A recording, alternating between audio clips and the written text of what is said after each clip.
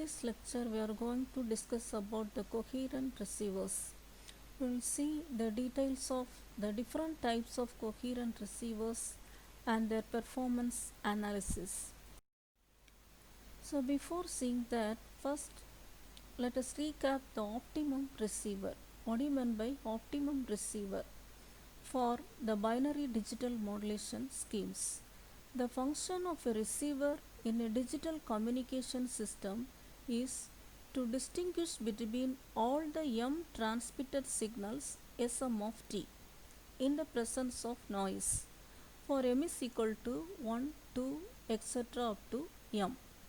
The performance of the receiver is usually measured in terms of the probability of error, and the receiver is said to be optimum if it yields the minimum probability of error. And next is what is meant by coherent detectors or receivers. An estimate of the channel phase and attenuation is recovered by means of the coherent receivers. It is then possible to reproduce the transmitted signal and then demodulate. It requires a replica carrier wave of the same frequency and phase as the receiver. The received signal and replica carrier are cross correlated using the information contained in their amplitudes and phases. And this type of detector or receiver is also known as synchronous detectors. Now this is the block diagram of the coherent BPSK receiver. So the BPSK means binary phase shift keying receiver. In this block diagram, we can see that the input signal x of t is given to the multiplier. Another multiplier is the basis function phi 1 of t, and the output of this multiplier is given to the integrator. So the combination of the multiplier and the integrator will give the correlator. Now the correlator output is x1. This x1 is given to the decision device, and in another input of the decision device is the threshold, and here the threshold is said to be 0. The condition is it will produce the output if x1 is greater than 0, and will produce the output as 0 if x1 is less than 0. And this type of deduction is applicable to phase shift keying PSK, frequency shift keying FSK, and amplitude shift keying ASK. Now let's see what is meant by bit error rate.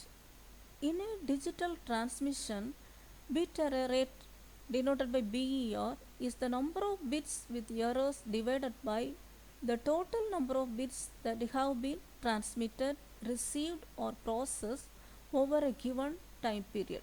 That is, BER is equal to number of bits with error divided by total number of bits sent. The bit error rate is a key parameter that is used in assessing the system performance that transmits digital data from location to another. When data is transmitted over a data link, there is a possibility of errors being introduced into the system. As a result, it is necessary to access the performance of the system, and the bit error rate provides an ideal way in which this can be achieved. The bit error rate assesses the performance of a system including the transmitter, receiver, and the medium between the two. Now let's see the probability of error for this BPSK or BASK. The output of the correlator is given by the equation Z of t is equal to A of t plus N naught of t for I is equal to 1, 2, etc. Here A1 of t is the correlator output when S1, that is the signal S1 of t is sent, and A2 of t is the correlator output when S2 of t is sent. N0 of t is the correlator output when the additive white Gaussian noise AWGN is present at the input. The hypothesis is that H1, if this S1 is assumed to have transmitted, and if S2 is assumed to be transmitted, then the hypothesis is H2. The hypotheses are shown in the graph as this region 1 and region 2. The region 1 is having the likelihood of S1. It is represented by the probability P of Z by S1. And the region 2 is having the likelihood of S2, which is having the probability P of Z by S2. So here these two regions are separated by the decision line. And the probability of this n naught, it is given by P of n naught is equal to 1 by sigma naught root of 2 pi expectation of minus 1 by 2, exponential of minus 1 by 2 n naught by sigma naught the whole square. So these two are the formulas for P of Z by S1 and P of Z by S2. Now we can obtain the probabilities Pb is equal to P of H1 by S2, which is equal to P of H2 by S1. And Pb is equal to, finally we can get this Pb is equal to 1 by sigma root of 2 pi integral exponential of minus 1 by 2 Z minus A2 by sigma the whole square Z. Let us assume that U is equal to Z minus A2 by sigma naught. Then sigma naught du is equal to dz, and Pb is equal to integral 1 by root of 2 pi exponential of minus u square by 2 du, which is equal to q of a1 minus a2 by 2 sigma naught, where q of x is the complementary error function. The complementary error function is given by q of x is equal to 1 by root of 2 pi integral exponential of minus u square by 2 du. Now you take this sigma naught square is equal to n naught by 2, and for BPSK a1 is equal to root of EB, a2 is equal to minus root of EB. So we can obtain the relation between Q and PB as PB is equal to Q of square root of 2 EB by n naught. And next topic is coherent deduction of FSK. Here in this block diagram, the input received signal is x of t, that is the BFSK signal, which is passed to the two correlators, correlator 1 and correlator 2. As we have already seen, the correlator is the combination of the multiplier and the integrator. So the correlator 1 produces the correlated output as x1, and the correlator 2 produces the output as x2.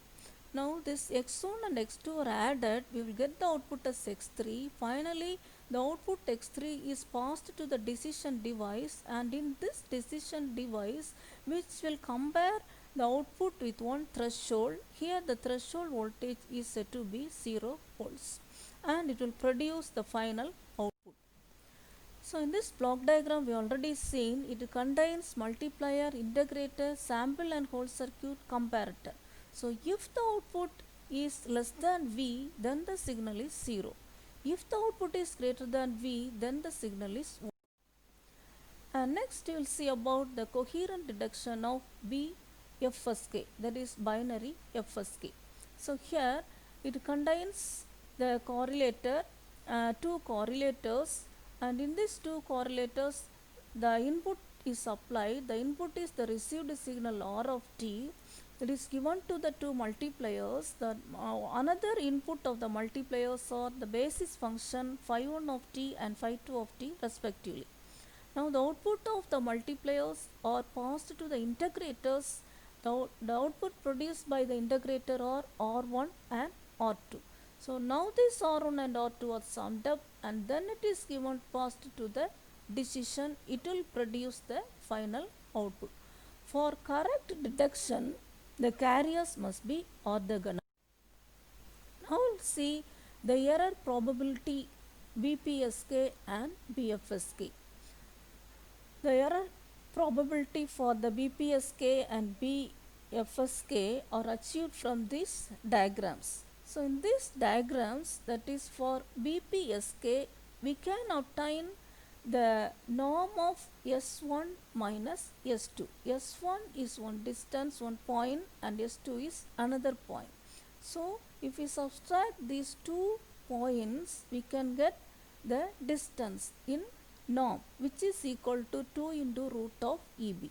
And in the same way, for BFSK also, this S1 and S2 are fixed, and from these values we can obtain the norm of S1 minus S2, which is equal to square root of 2 EB. Now we can get the relation for this PB for BPSK as PB is equal to Q of square root of 2 EB by N naught, and for BFSK it is PB is equal to Q of root of EB by N naught. And next is the coherent deduction of MPSK. So here the information resides in the phase. MPSK means the information resides in the phase which leads to be deducted.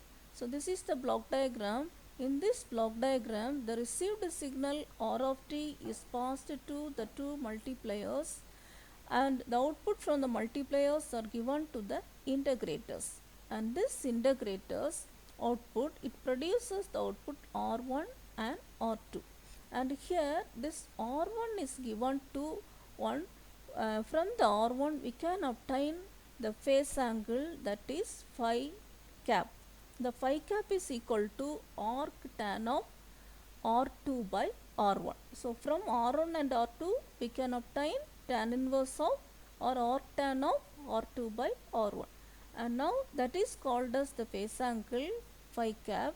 Now from the phi cap we can compute phi I minus phi cap, and the output is given to, and from the output we have to choose the smallest possible value, that is called as the estimated message M cap.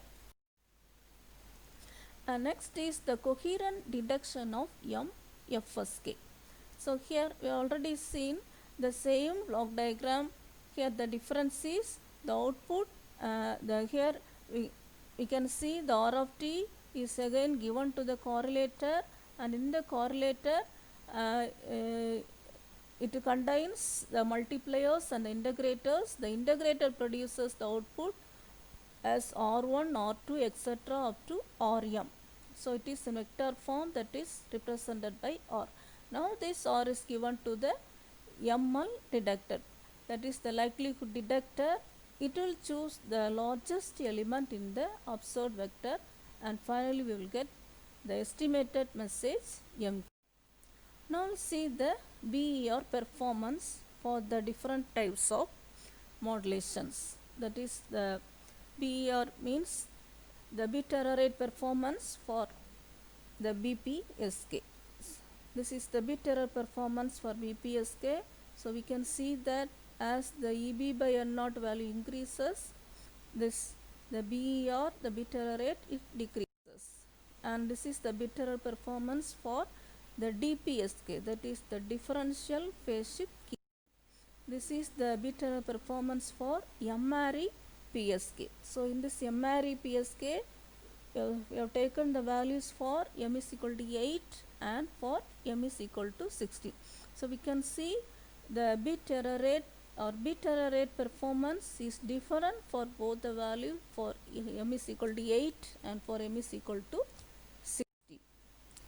So thank you.